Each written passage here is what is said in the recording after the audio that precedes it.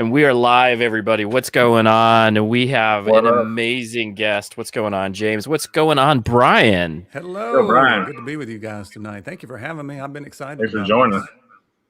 Me too. Me too. You know, I've enjoyed Brian, and we were just chatting a little bit about that in the green room, and it has been I've been doing this 2 years, and you've been doing this a while now. How long have you been doing the reviews? And I know you had a YouTube channel prior to that as well. Yeah, so I've been doing Yeah. beard content for 3 years. Wow. 3 years. I think it's 3 years last month. What's up, That's Justin? amazing. Hey, Justin, good to see you, man. Justin, what's going on, buddy? We've been And then talking about you, Justin. We've been talking about you. We were. It's just all good things. All good things. So, and then you were doing music YouTube pieces prior to that. So tell us a little bit about your YouTube music piece, or YouTube. It's basically a channel for music that you did.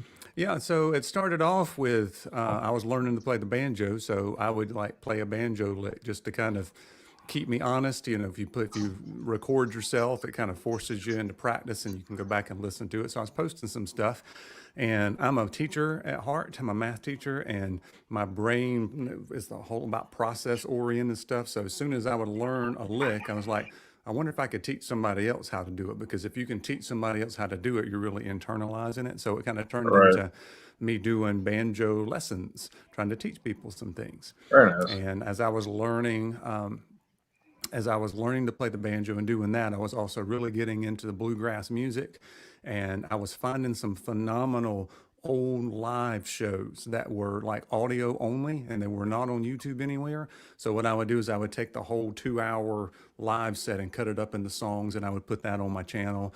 I got monetized. She was doing a lot of the graphics at church for songs and stuff. So she took a Chris Stapleton song, the Tennessee Whiskey, and she had like okay. the lyrics running and all that stuff.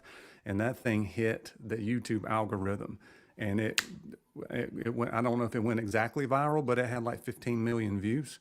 So wow. I got a lot of That's viral. subscribers based off of that. So I got Yeah. up to like 30 something thousand subscribers. And Wow. then YouTube got strict and said, that's not your own content. And so they pulled the plug on my monetization. So I ended up taking back all of the songs, everything off of my YouTube channel that wasn't me, that I didn't create Wow. myself.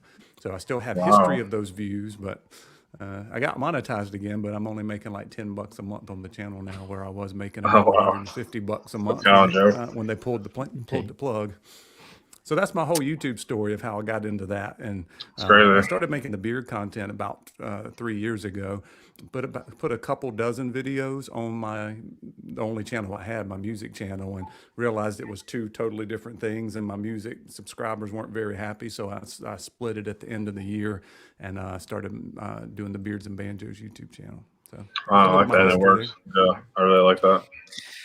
And I'm in that we're almost in, at least I'm in that almost same dilemma where I'm going music and then beard products. They really don't, they're two different niches almost. And can they be niched? I totally get you. Yeah. Totally get you. Totally understanding your point. I did a little mishmash because of COVID and not being able to get out and perform, that I just started doing karaoke. And instead of putting it on my music channel, I did put it on the Beards and Banjos channel. So I put music on there occasionally, but that live stream is kind of more for the community. I share it with my Facebook. So my followers on Facebook are like my family and music people anyway. And so I live stream to both Facebook and the Beards and Banjos YouTube channel at the same time. It's been a really fun thing. People just kind of come in and relax and listen to some songs and kind of start their weekend. That's every Friday night at 7:30.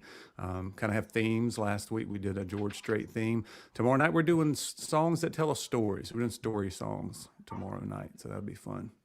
Yeah, I was checking on that. I try and catch them because Friday weekends I work nights, so I try and catch them on. You know what I'm saying, when I can, or I'll rewatch them. And I'm starting. But to yeah, have a couple I love people. Yeah, I'm starting to have a couple people say that they're watching them later on in the weekend, which is kind of cool. Makes me feel good. Makes me feel good. They're getting some enjoyment out of it, because I'm getting enjoyment out of practicing up some songs and then performing for folks. Oh, I love it. It's actually just relaxing, because I mean, even after a busy day, just to listen to it, because I mean, it's not obviously heavy. It's just light, like bluegrass style like stuff. and it's just you can just kick back and just relax and do whatever, and listen to some good tunes. I mean, it's good stuff. Absolutely, Hey, totally Scott. great. Hey, what's going on? Hey, yo, man. So we might have to have Scott here on in a little bit to kind of discuss his rock background. He was There a you drummer go. back in the day. So yeah, I enjoy bringing on folks that I've known for a while that are musicians, same passion, same exact type of musicians are just they know. You've been when you're practicing, you're getting better. There is something about the camaraderie that you have with that piece of practicing and knowing what it takes to be patient with learning music, especially if you've been anywhere with a band. It is extremely a lot of I think it takes a lot of patience, but it also takes, everybody has a different skill set, a different opinion. You definitely have to be able to meet in the middle, especially when talking about music and dealing with music. Very fun though. Very fun and I think enjoyable. I feel like if I picked up a banjo right now and watched your videos or whatever, or I feel like I could learn a little bit more by just going to actually get lessons from somebody else. I've got some good lessons on my other YouTube channel. Yep. Yeah. For the banjo, for sure. Yeah, and then he's also, I think that we've talked about bluegrass for some time, and that's one of the big reasons I didn't know about some of these bands back, before we started talking, and I've actually started watching a lot more bluegrass because of Bryan. So excellent bands. Musicianship is amazing. If you've never listened to bluegrass, it's a totally different idea, because on a bluegrass band, if they're doing a song with vocals, like it's a whole break and everybody has a different break, so everybody does their own solo on their own instrument in between the verses of the song, and it's just, you find a really good bluegrass band, and it's amazing. There's no electronics going on, there's no there's no amplifiers or any of that kind of stuff, and it's just a really cool thing. Especially if you ever catch anything live, just to see that, it's pretty amazing. Yeah, I agree, and that's the one thing that I really got out of it is when you're watching that type of, and it's like what James was saying. There is this homey feel to it where it's relaxing. It is enjoyable, and there's a lot of musicianship that goes into it. There's, I remember watching it and going, "Wow, that guy can play," and that guy being Bryan. And then I think you also were playing with an excellent guitarist as well at the time that I saw a couple of that you shared some of your videos that were just like phenomenal. I don't remember. I don't remember what I shared with you. Yeah, it's all good. It's all good. But I always pick up the anybody playing a banjo or something with strings. I'm picking up on that immediately as soon as I start hearing it. But you also have great vocals, so that's something that you're doing the karaoke nights. But that's what I also picked up, that you have these amazing vocals. You can stand along just on the vocals as well as just maybe some simple guitar.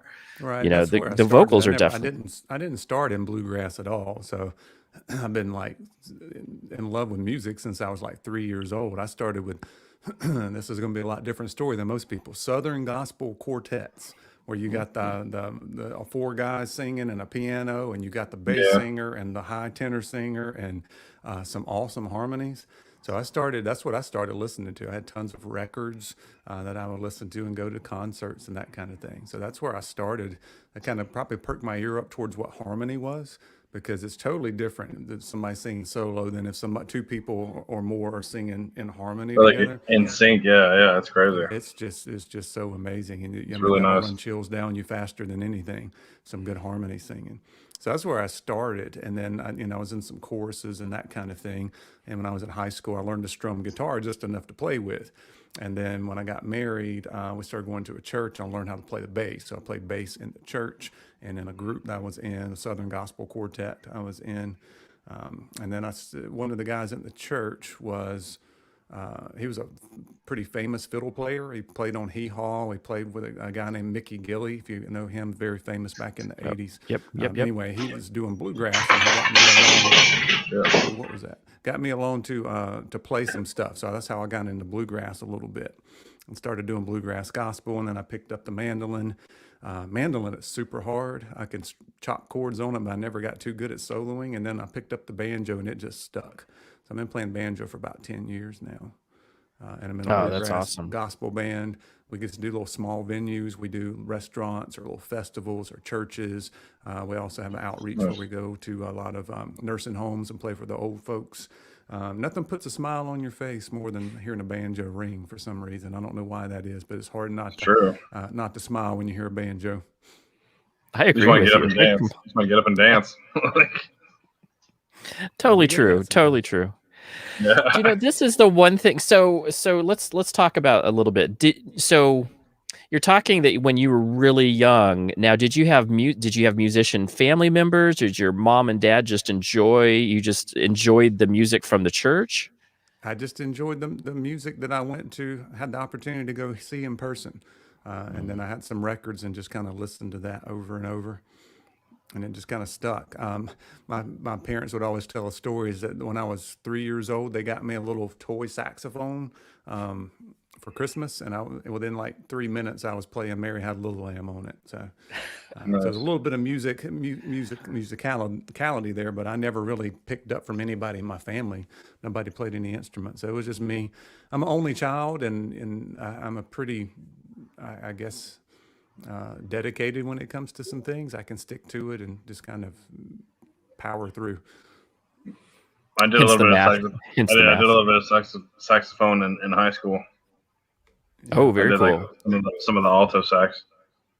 That's Let cool. me jump out of here. I'm lagging on the screen. Your voices aren't matching up. Let me pop out and right back in. Okay, cool. But yeah. Waltimus Prime. He said love blues, bluegrass, Zydeco, and New Orleans jazz. Oh, that's cool. Zydeco is pretty good too. Yeah, New Orleans jazz. Yeah. I've watched a lot of that too. Right, me too. So my family is musicians. So my dad's a composer, and my mom is a vocal teacher. So I grew up around music all of my life, which is why I'm so influenced by it.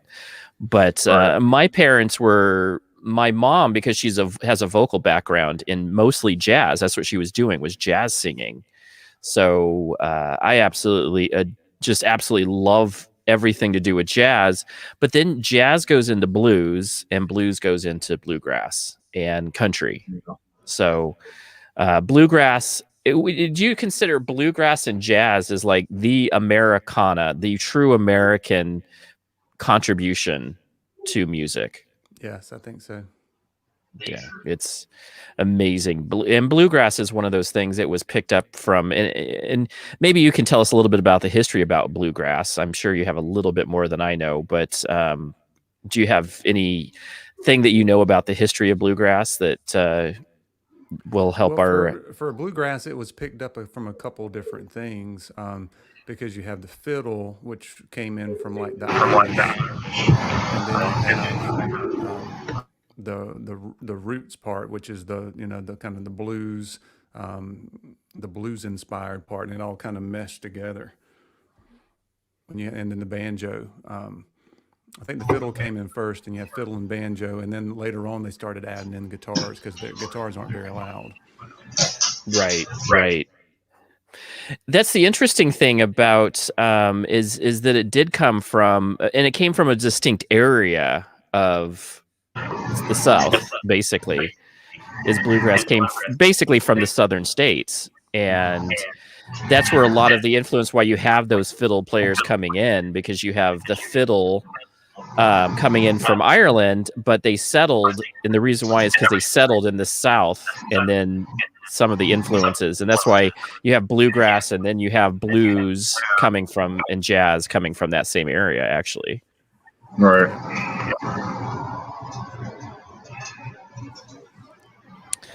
James, your audio is crazy right now, buddy. Is it? Yeah, it's like loud and airy. Is there a lot of background noise there? Yeah, there's a lot of background noise Yeah, getting there's picked. nothing even going on. Maybe you should Anyways, pop out and I'll try pop and back in like I did. I'll just try and drop Yeah. out. I'll drop out real quick. Yeah, I don't know what. Yeah, that was weird. Last time I was on the live stream on StreamYard, it did the same thing to me. As it started off fine, and then as it kept going, the lips kept getting more and more out of sync with the audio. It's like, okay, Oh, that's a bummer, and that's the one thing I think that as StreamYard gets more popular. I was thinking about going to Restream just to see what it was going to do because it has almost the same features. yeah. So we'll have to see if They've that. added some more too. I think you can do more fancy overlays now. Have animated backgrounds and stuff now. Oh, I love that, Stephanie. You're on Restream, aren't you? I'm on Ecamm, which is for Mac only. Oh, of course. Yeah. It's kind of cool. You can do, all kind of crazy stuff. I'm actually using it now, so we can make it celebrate. You can love it. Totally love it. And we are celebrating. So we'll wait for James. But a couple things. So you've been playing banjo for 10 years, and that is definitely stuck. And you are excellent picker. I want to have you explain why is banjo. It's a difficult instrument to pick up. It's not just like a guitar. And I want you to explain some of the difficulties that you had by learning how to play it, and then maybe what is something that everyone who is thinking about playing banjo, what should they know about the banjo before picking one up? Sure. Let's see what we can do. So the hardest part, it depends on what type of banjo, because there's different types. So this one is more of your bluegrass standard banjo because it's got a resonator, it's got a back to it. But there's also open back banjos. This one's got a metal tone ring in it, which makes it a lot louder. So it kind of compete with the fiddles and all of that stuff. But there's a couple different playing styles as well. On those open back banjos, they do what's called frailing. So they just kind of, it's almost like they're strumming.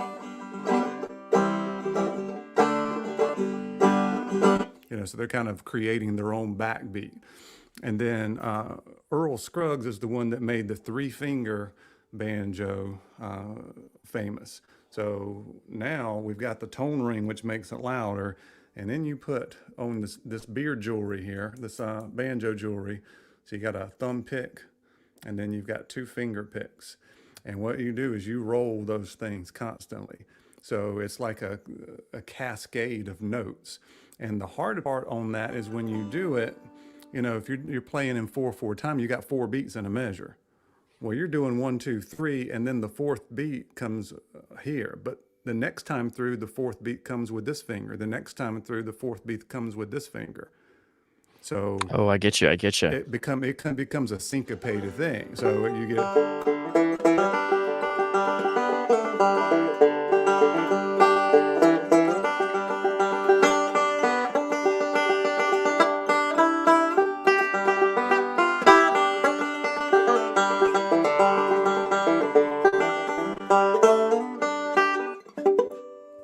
So that's the hard part on the style that I play is you got to get all that going. You got to keep it going. And I'm left-handed, but I play this thing right-handed, which makes it even harder for your fine motor skills. And that's the hardest part. Now, one of the easiest things is it's already in tune. It's in G. I can just play it without putting anything on, putting any frets down, unlike a guitar, which is in some E minor or something. Right. That's already open G. So you can play strum along pretty easily. And Oh, very nice. That's excellent. You can just fret all the way across like a bar, and you're still in tune. Oh, that's beautiful. Yeah. So you can bar it without any. Yeah. I get it. Hey, Joey Hookem. Hey, Joey, what's going on? So, what is something is there, like, somebody's picking out a banjo for themselves? What would you go brand wise? So, if you're trying to pick something out, the problem is this is such a specialty instrument. You can get some that are you know how this is because we buy a lot of stuff. We've been around a long time. You get what you pay for. Yep. But to get a decent banjo with the tone ring that's going to have this kind of sound to it, it's going to cost about $800 or so. And I would suggest like a Recording King. I don't know if you ever heard of Recording King. They make guitars as well. I have heard of Recording them. King makes a nice entry level, full resonator, got the tone ring, got everything in it. If that's what you're looking for, and to grow in is going to last you several years. Or you can do like a lot of people do and get some cheap, $100, $200 one that doesn't have the tone ring, that's hard to keep in tune, and try to learn some stuff on that, and then realize a year down the road, it's like, I really need to grow and to get something else. And that's the reason why I even brought that up, because I want people to realize that you do need to buy a good entry level. People will not pick up, and that goes for guitar, it goes for any instrument. You will not pick up an instrument that is hard to play, especially string instruments. When you have to really push down the fretboard, there's the action on the fretboard isn't very good. You will not pick it up and you will not play it. I used to have a cheap guitar that I got at like a yard sale. It was an acoustic, and it was so hard to play, and I know how to play. It was so hard to play that I got rid of it because it just wasn't something that I wanted to go pick up an acoustic for. But my parents, thank goodness, guitars are a little bit different price range. My parents gave me a fairly good guitar for around $400 back in, the 80s. And I played on that thing 6 hours a day. And it was because it had just really great action. The fretboard was really good. It was fast. It was easy to learn on. And it was like an intermediate guitar. But don't buy cheap. Like if you go to Walmart, there's a good indication that you probably won't be buying anything that you really want to use. And the same goes with banjos. Yeah. If you're serious about it, you almost need to go to an intermediate level, because you're going to get the same kind of thing with less bells and whistles and inlays and that kind of stuff. And the other thing I would highly recommend, as you said, is not just buy it anywhere, buy it from a trusted music store, but also take it to a luthier and pay $50 to $100 to have it set up properly, right? They can lower the nut, they can make sure all the rods are adjusted, you got the right amount of bow in the neck, everything's ringing true, and as good as it can be before it's put in your hands. Right, which is huge. I agree, huge. Gary. $400 in the 80s, that was a good guitar. It was. My first guitar was $7. Bought at a yard sale, and some of the tuning pegs were so old that they just disintegrated. I had to tune it with a pair of pliers. I've seen those. I know what you're talking about. So yeah, and it's interesting because so I had to try to explain this to my wife a while back, is that why I no longer am just going to buy a $400 guitar.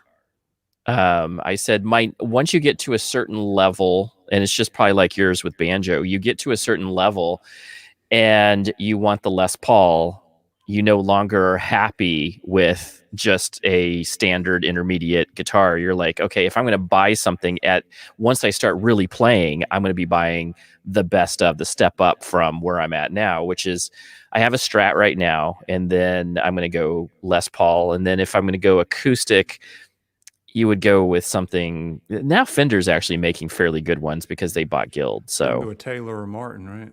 Taylor Martin, yeah, yep. But you're talking $1,500. You're $1,500 to $2,000. As far as the bluegrass instruments, you go to custom made stuff, right? The small luthiers that make. That's all they do, is they just make that. You don't want to go to some big place that just manufactures this and that and the other, and every 18 people have their hands on it. Right. And so that's exactly, and they're okay to learn from on the intermediate, but definitely, like he said, pick up and my big point is to inspire other people to want to be musicians. And that's why I have them on. And definitely it is about saving up a little bit of shekels to be able to get something that you're going to want to play. and $800 for banjos is. And I have a good friend that wants to start at banjo. It was either banjo or slide guitar.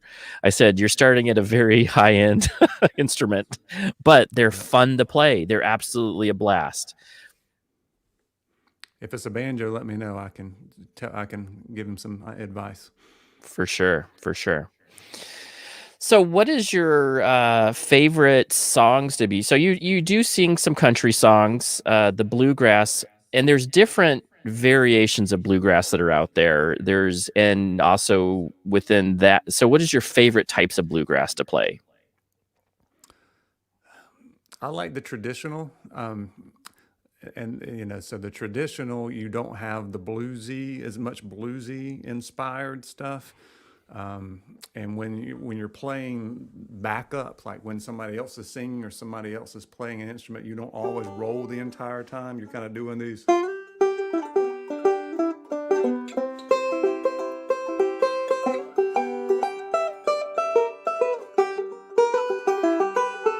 So you get to play a lot more up the neck stuff.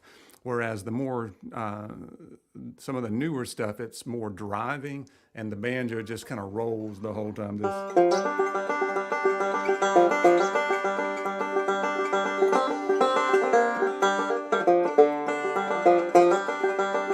And I guess old after a while, just doing that for 10 minutes on end. Oh, cool. Yeah. Scott knows a little bit about his guitars too. Yep, very nice. Scott, I'm left-handed, just learned to play right-handed. Get over it. It's a right-handed world. It is a right-handed world. Do you know what? So I always look at Jimi Hendrix, who just flipped his guitar around, but you can't do that with the banjo. People have done some amazing things, and I'll send you this video sometime. But there's a pretty famous banjo player in the bluegrass world, and he does not have any fingers on his fretting hand. He just it was birth defect. He has like part of a thumb, and that's all he has. So instead of wrapping his hand around, he doesn't have any fingers. So he just does this and plays everything this way and learned. Oh, interesting. And he got really good at it and became a professional banjo player. It's pretty amazing. It is really amazing. I love those stories, and those are the stories that, because it's just amazing to watch somebody. And I've known there's some individuals out there in the, like Black Sabbath, Tony Iommi's a guitarist, and he has like some problems where he'd like knock some of, like he was in an accident and he got rid of the fingertips, so he had to play always with like this slide, like a metal piece that was always on his hand. And that's why a lot of his riffs sound very bluesy. He has a lot of slide in it. So yeah, very cool. So it is 5. I don't know where James went, but it is 5:28. He would have told you that he's bringing some amazing desserts, and we'll share that when he comes back in. But today's dessert for Andy is, I just bring snacks because, James is a professional chef, and I just bring in, I brought in Rice Krispie treats because I can't even compete with the man. I mean, and I don't know where, when he shows up, he definitely brought in something amazing. But the one thing that, as a musician, and you've done some gigs, there's always like, I think that food and gigs go, especially Now, I play at church homecomings. You want to talk about food? I can tell you all about food at the church homecomings. Tell us about some food at the church homecomings. My weakness is banana pudding. That's my weakness. Banana pudding. That's hilarious. Right. How's that sound? Sound better? Sound better, man. Sound better. Good. Thank you. The whole thing had to restart and update, and this was taking forever. Oh, bummer, man. Sorry. Yeah. So we've gotten. So we're now into the food sharing. So let's see your food really quick, James. I already showed him my Rice Krispie treats. Well, it's funny when you mentioned that in the green screen. That's what I had made was Rice Krispie treats, but I put like peanut butter, like chocolate chips in there, or peanut butter chips in there. So like when you said that, I was laughing about it, and I'm like, we're showing the same thing. He likes banana pudding too. So.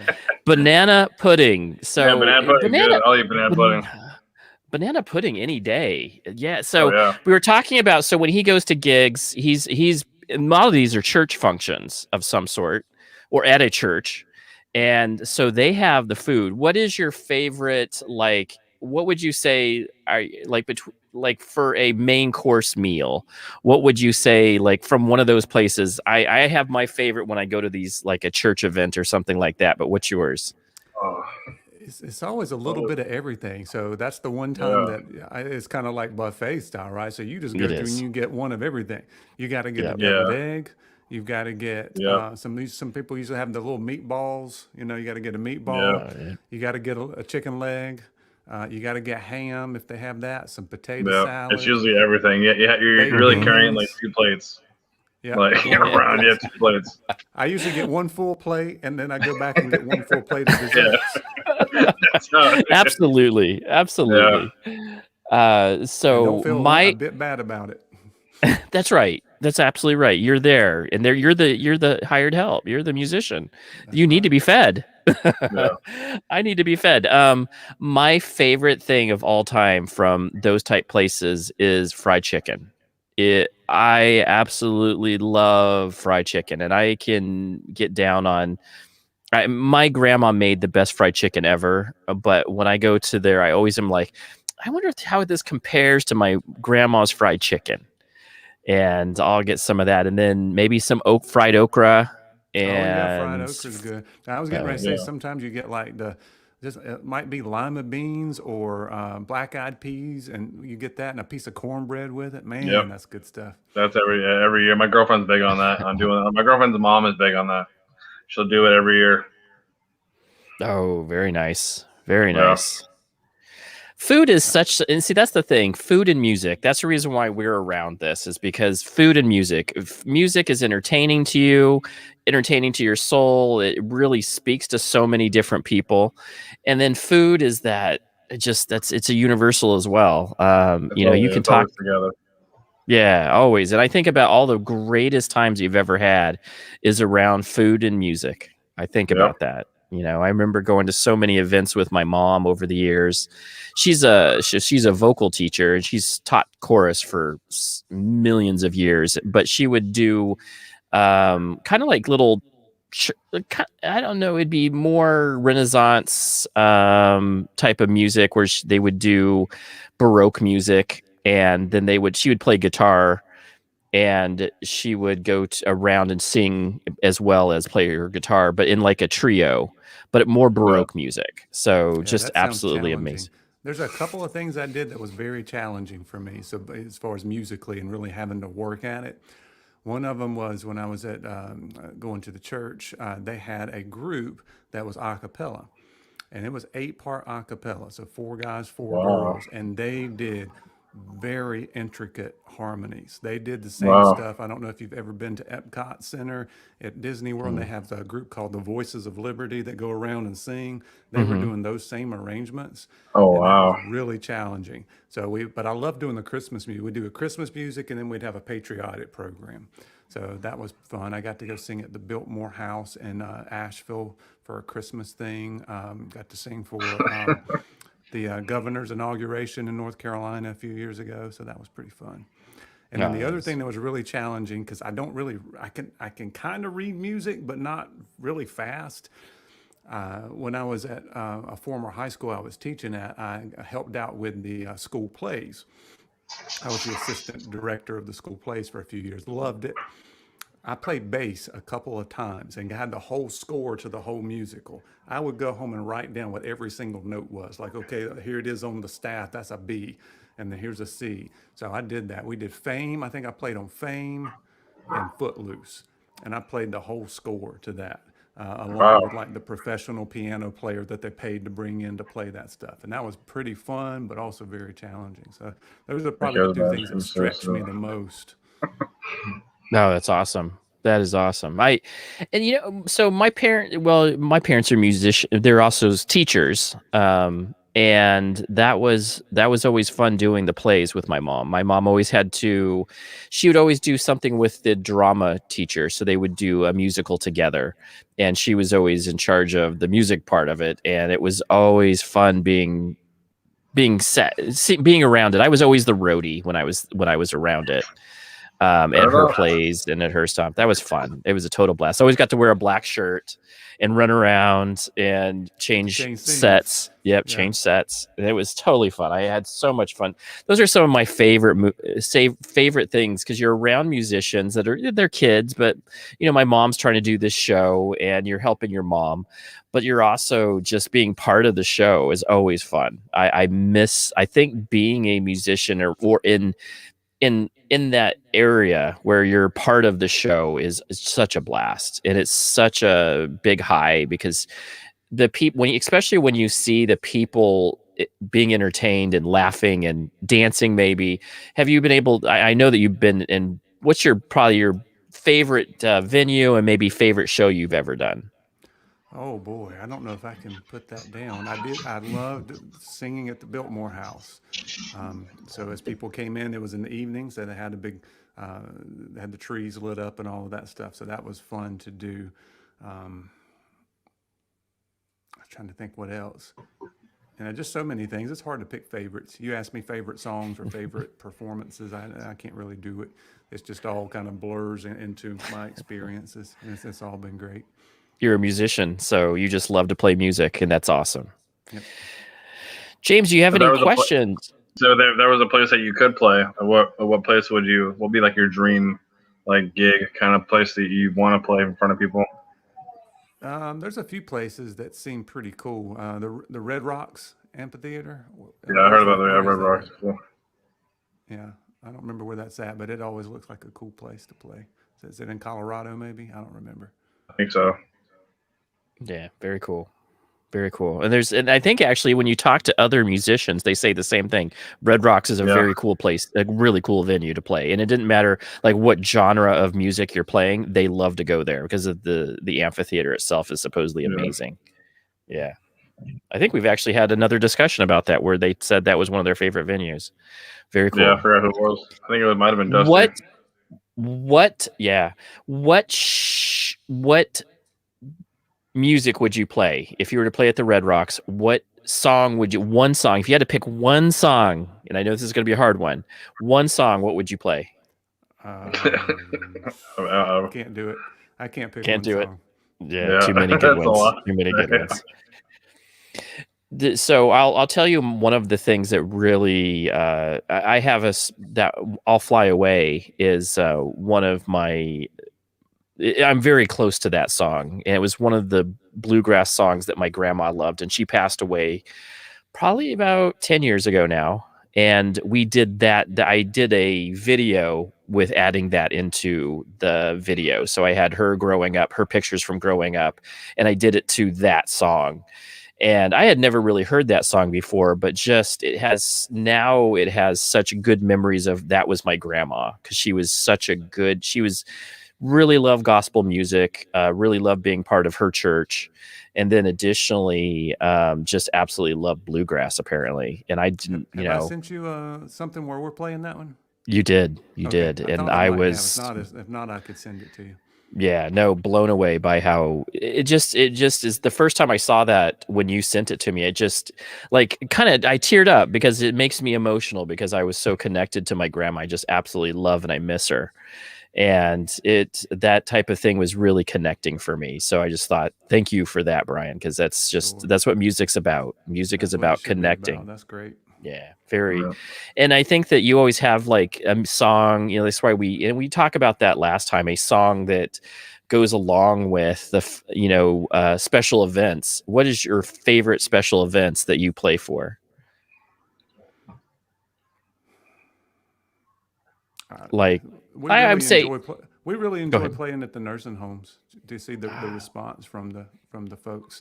You get that's good too. You'll have the people that work there say, yeah, so and so hasn't spoken in 2 months, and you go and they'll be singing right along with you, and it's pretty cool to see.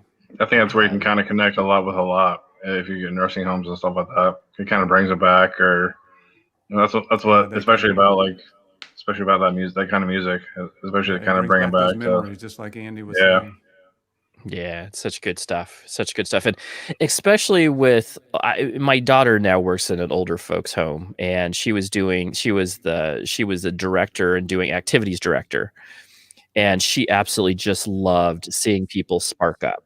Just Yeah. absolutely loved that piece about it, and that kept her going like on. And she's been there almost a year now, and absolutely has loved seeing the spark from type of the activities that she's creating to help, kind of get by their day, but she also sees them smile, and her just going by and being genuinely nice. I think that's what music comes in, is just being able to have fun and reassure them that this is still a connecting. Music is so connecting, and you can see that those folks are, yeah, that's cool. And that's like the best feeling. Even like if somebody's been mute or whatever for years, and just having that positive energy kind of go through them, and that connection to with it, and then obviously make them, whether it makes them smile, talk, whatever, to say one word or whatever, is awesome. Yeah, love it. So, Ann, I think it's just me and you again. Everybody's having connection issues, or is something going on. StreamYard. It's something with StreamYard, I'm sure. There he is again. Let me find my mouse. I hate this white screen on a white. Hang on, there it is. Okay. Sorry about that. Hey, there we go, back. Brian. And we're back. The voices were behind again, so I thought I'd pop back out while y'all were talking real quick. No worries. So, what we're going to do for the next 18 minutes, because we try to keep our show to an hour, we're going to let Brian do some singing and some picking, and we hope that everybody in the audience will have an enjoyment for us and show us what his music is all about. And absolutely, I've seen him play before, and he's an absolute. So anybody who is out there, grab a friend, grab a drink, enjoy some time with us, and we're going to hear some really amazing music coming out of this corner over here with Brian. I totally appreciate you coming on in for that reason. Oh, cool. Thank you guys for having me. If it gets too loud, banjos are really loud, so I won't do too much on the banjo, but I'll see if I can do a little I'll Fly Away from you for you, okay? Oh, very nice. Very nice.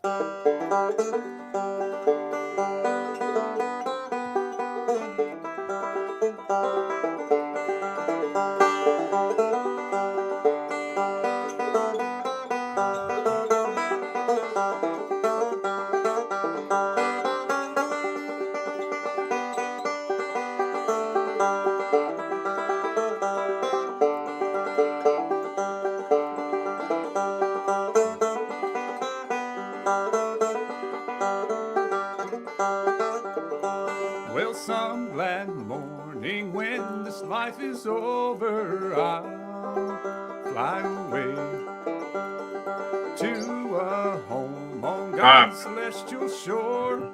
I'll fly away.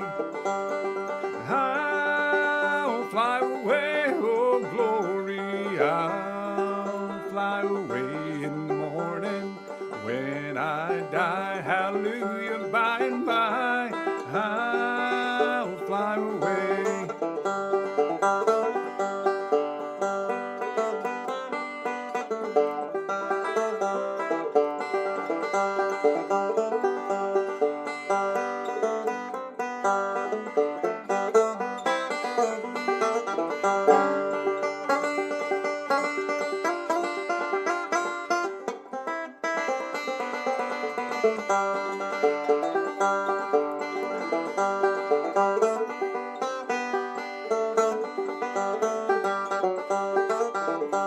Oh, I'll fly away, oh glory. I'll fly away in the morning when I die. Hallelujah, by and by.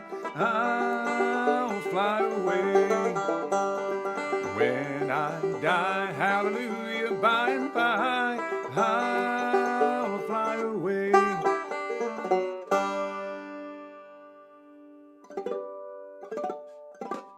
There you go. Not the best in the world, but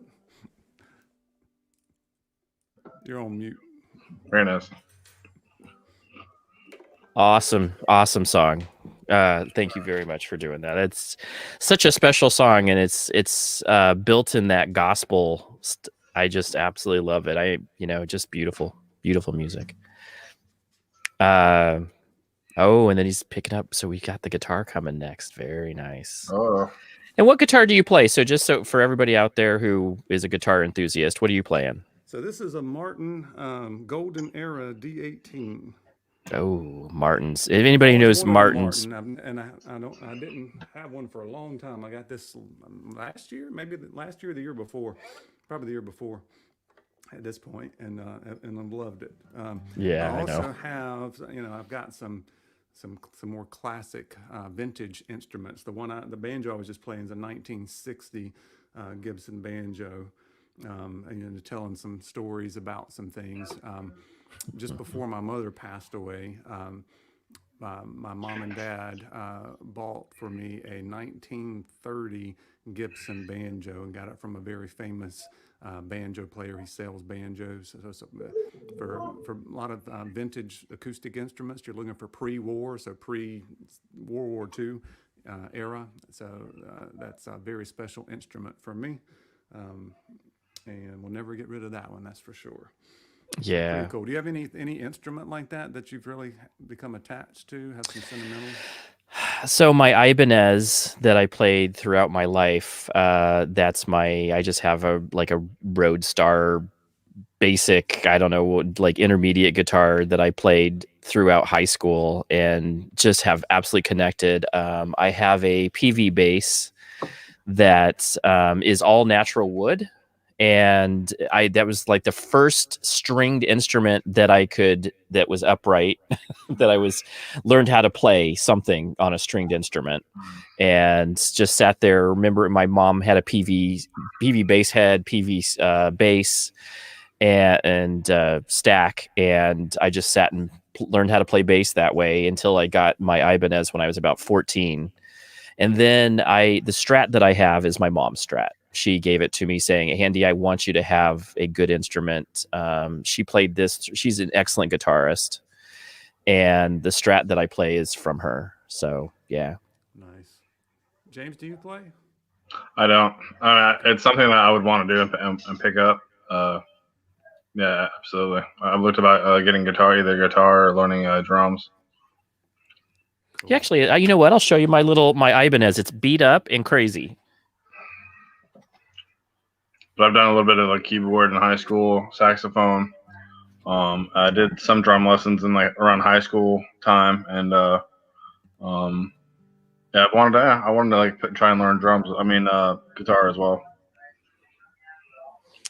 Yeah, that is it's missing some knobs. It has some love that's happened to it over the years. I need to go and get it fixed up again. But I absolutely love those like instruments that you have loved, that have been well loved. They all have stories, and that's like probably all of your guitars and banjos probably have a story, a little bit of a story. They always do. Even if it's a brand new instrument to you, there's always something about it that has a story behind it. Yeah. Very cool. Love it. I love that. So you're going to play your Martin. Yep. And what song are we singing now, So Bryan? this is one I've known it for a long time. This one is Keith Whitley's song. And Keith Whitley died way too young. He was married to Lori Morgan. And this was like a scratch vocal that wasn't ever really recorded. As a song, you can tell he wrote it for his wife, and for some reason it just hits me. It's good to sing, and I just love it. And I haven't had a chance to sing it on karaoke night or anything like that, so I'm gonna sing it for you guys. Awesome. If I were alone in the desert, without a drink of water around, on my knees and hands in that white scorching sand, with the hot Sahara sun beating down, if I could be granted my wishes, and anything I'd want would come true, I know you might not understand it, but here's what I'd want you to do. Tell Lori I love her, tell Lori I need her, tell her everything would be okay if I could just see her. Tell Lori I love her, Tell Lori I need her. And if I leave this old world, tell her she's the only girl for me.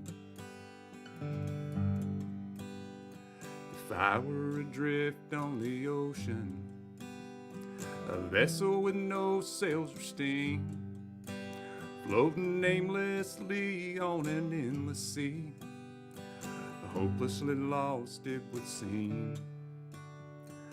All of the fish in the water could echo my last dying plea. I know you might not understand it. Here's what I want it to be. Tell Lori I love her. Tell Lori I need her. Tell her everything would be okay if I could just see her. Tell Lori I love her. Tell Lori I need her. And if I leave this old world, tell her she's the only girl for me. Yeah, if I leave this old world, tell her she's the only girl for me.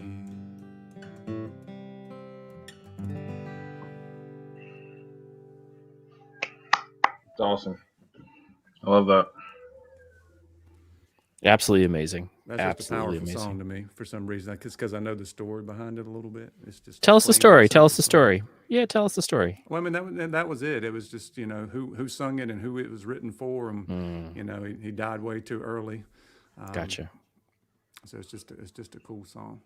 It's a beautiful song. Absolutely beautiful song. And that's what music for me, especially when you have bluegrass is about, so is country, is about singing and talking and it's poetry. But it's from the heart and it tells a story. And in my opinion, a lot of that is about storytelling. Yeah, that's what we're going to focus on tomorrow night. Songs that tell stories. So that'll be a good one. Beautiful. Yeah, absolutely. So go join Mr. Bryan for a wonderful night. And you start at, you said 7:30. Eastern. So, Yep. And it's a good time. I've actually really enjoyed, and he's, as you can tell, his vocals are outstanding as well. Very good voice. I absolutely love hearing the country coming out of Bryan because it's just so strong. And then he's also, his playing is really good too. I mean, the banjo picking, oh, amazing, amazing. But I think your vocals are, in my opinion, strong, very strong. And I It's really like, hard to play. It's really hard to play a banjo rolling and sing at the same time when you won't have anybody else accompanying you because you're missing the you know, the bass and the guitar with the beats on it. yeah, So it's really very hard much to do so. that at the same time. I can do a little bit, but not very much. Gotcha. And that's okay. And that's what, you know, what's interesting is that who would you say is your banjo idols if you were to take a look at throughout the musicians out there? Who would you consider your banjo, live or dead? Well, everybody always has to say Earl Scruggs because he's the one that kind of invented the style and made it famous. But there's a guy named J.D. Crowe, Crowe, that was very famous in the bluegrass world. It's called J.D. Crowe in the New South. And if you look at all of the people that came through his band, you're going to recognize some of them. Keith Whitley, that we just talked about, he was part of that band. Ricky Skaggs, he was part of that band. Wow. The best guitar player ever for acoustic music, Tony Rice, came through his band. Jerry Douglas, who plays with Alison Krauss, plays the dobro on everything, came through his band. It's just pretty cool. It's had a lot That of is very cool. had a lot of different members and a great lineups throughout the years, and he was just so good on the banjo. It took Earl Scruggs, and then he added a little more syncopation, a little more blues, kind of pushed the envelope a little bit more. Very nice. Very I've nice. seen like a few like Bill Keith videos as well. Yeah, so that style is what's called a melodic style, and he was the first guy that came along and was able to pick out all of the notes. Like when you play a fiddle tune, he was able to Yeah. play all of that on the banjo. So it's a totally different thing. You're playing a melodic style. So you're playing, it's hard to explain. It's hard to explain, but it's a totally different feel with melodic banjo playing. It's really hard for Yeah. me. Very interesting. Very cool. Do you know that's what I enjoy about music is there's always something to elevate your game. It's like, hey, I want to play, like I want to start doing a new style, and that is going to require me, like it's going from, for me, it's like going from rock to jazz guitar. Jazz guitar has a ton of bars in it, a lot more style, and I think that if you even go into flamenco or something like that, you're just totally different styles in it, and you have to really up your game, and especially like just even your hand, how you hold your hand. Mm-hmm. Hey, Dan. And hey, Dan, what's going on, buddy? Fake Friday. It is. I was thinking today was Friday all day. So I wish it was Friday. Let me tell you. Friday. So here's what I want you to do. I want, if we can do another encore. I absolutely love your music, Bryan. I've loved your music since, and I would love to have you play another song for us if you would. I will try my best. Awesome. Thank you I'm out so of much. practice, really. You think I would have a lot more time to practice during quarantine, not being able, but when you don't get to go out and play, you kind of lose motivation a little bit.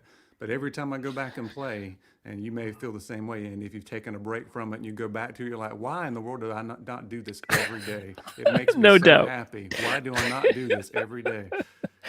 This is what's funny, and I'll tell everybody really quick. I hadn't been playing guitar as much as in the last few years, just because I was really focused on the beard stuff products and doing the reviews. And now that I'm kind of, in just happenstance, we started really liking to get talking about with the musicians and folks, and it just completely started picking up. I want to start playing again. So I play every day now, at least half an hour to an hour. I got a guitar stand today. I got some new strings for my Strat. I've got some more picks today. I went to the music store, and my son, we're going to go pick him out an electric bass. So I've been looking at what he would like to play and what feels really good. So it's just really inspired me to keep going, pick up that musicianship again and start really getting back into it. I'm absolutely loving it. Absolutely loving it. So I'm glad that we're able to do this with us today. Yeah, and I've ordered some more picks this week too, so we're gonna try out some new picks. Oh, fun. I love doing that. I love going there, and then you have like this whole counter of picks, and you're like, oh, which ones do I want? And then now there's so many online that you're like, I wonder how that's going to really resonate. Should I bought the medium? Should I bought the thin? Which one should I bought? Yeah, I love it. Cool. So let's go ahead and, what is this song going to be? And do you have any history behind this one? This is a cool one. It's called "The Dirt Road" by Sawyer Brown. So once again, it's got some cool stuff in it. It's about working hard and daddy teaching you the lessons of life, that kind of thing. So I hope you guys enjoy it.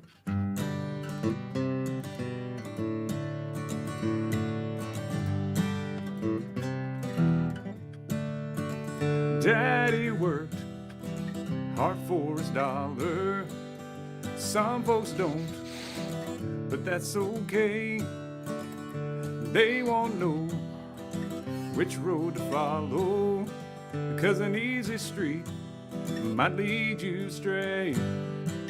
I'll take the dirt road, that's all I know. I've been walking it for years, it's gone where I need to go. It ain't easy, it ain't supposed to be,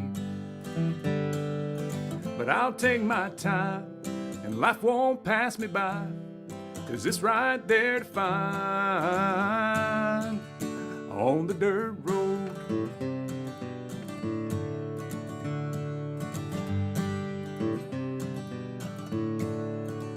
I have lived life in the fast lane. You gotta watch your back and look both ways.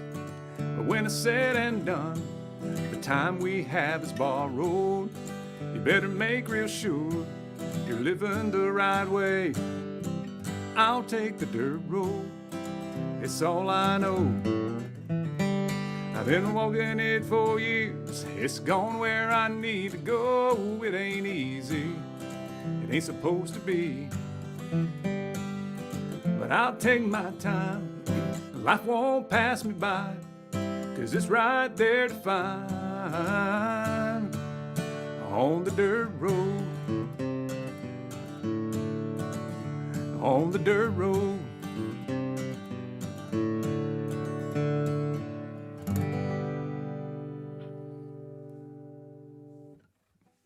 Love that song. Yes, yes, yes, yes. That's awesome. Such, songs speak to me. I just absolutely, that's what, and I know you feel the same way, Brian and James, that songs just have I'm just absolutely speak to you. And they're all about journey. They're all about life. And even in metal and things like that, it's about life that they're experiencing the way that they're experiencing it. It's an expression of the way that they're experiencing life.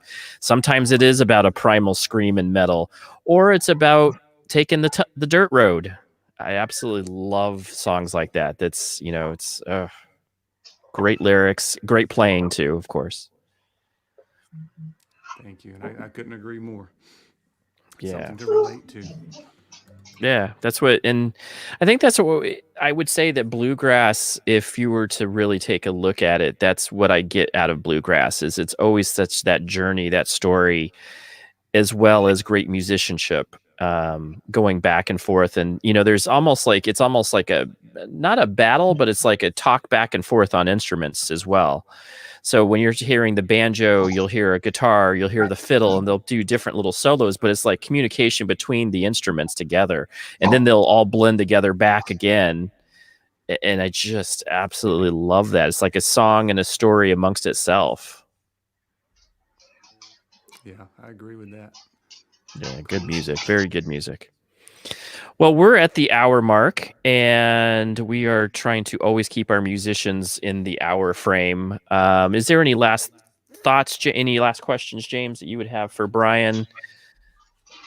No, I enjoy what he does for the community, and even bringing the beards and the banjos reviews and the whole music together, and just bringing it out to everybody. I think it's a really good time. And especially like during like quarantine days or whatever, it kind of brings you to enjoy some good music. Agreed, very much so. And do you have any last? So 7:30 tomorrow night is the stories, as is our karaoke night, but he's going to be songs that have stories. That's the plan. Yeah, very cool. And so go join Bryan on Beards and Banjos YouTube channel. As you can tell, just an amazing artist with a lot of passion for music and absolutely, phenomenal player. So, and vocalist. So just absolutely go watch him, and when you can. And what was the name of your old? If people want to see some more of your music on your YouTube channel, what's the name of your YouTube channel that is on the music side? Bryan Haywood. Okay, perfect. So go check out Bryan Haywood if you want to see some of his music, and amazingly good. It really is. And I've been blown away with what I've seen so far on that channel. Just really good. And so we'll definitely go check out that. Oh, Ken said and wait. Oh, it's going to say wall. I thought he said wait. It's wall. I thought so way too. Wait. I was about to say, hold on. What? Wait, he wants to play another song. Do you have another song before we leave? Do you have another song for us, I could Bryan? do one if you really want me to. Let's do another song, man. Let's do an encore before we leave. We'll sign off after that. Thank you guys for coming on in. I absolutely love Bryan's playing, and if I can get another song out of Bryan, I will. So enjoy it. Thank you guys so much for coming on in today. And Bryan, again, this has just been a pleasure. You're one of my good friends, buddy, and I'm just so happy to have the ability to share music with you and have you come on and have the folks out there in internet land be able to see such a passionate, great musician. Thank you. It's been a pleasure to be here. I really appreciate it and appreciate your friendship. This is a bluegrass song for you. I'll just strumming on the guitar, but it tells another story about an old home old home life. So see if you guys like this one here. So it goes, 2 trees on the hillside of the mountain, always looking up towards the sky. Reminds me of my papa and my mama, who lived there 80 years before they died. Now a bright moon is shining in the valley, an old wagon leans against a stack of hay. 2 graves on a hillside by a cabin, my mom and dad are resting there today.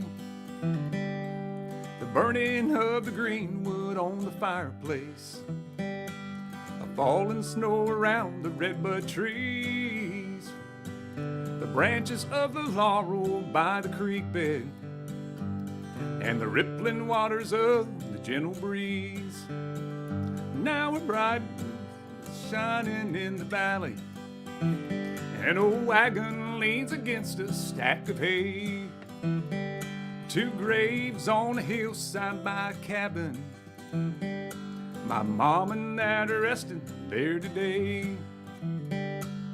Papa used to talk about the young days when he and mama first were settled there.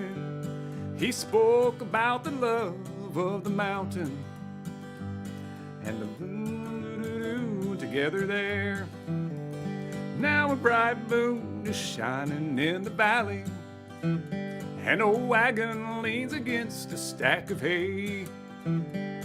2 graves on a hillside by a cabin, my mom and dad are resting there today. Yeah, my mom and dad are resting there today.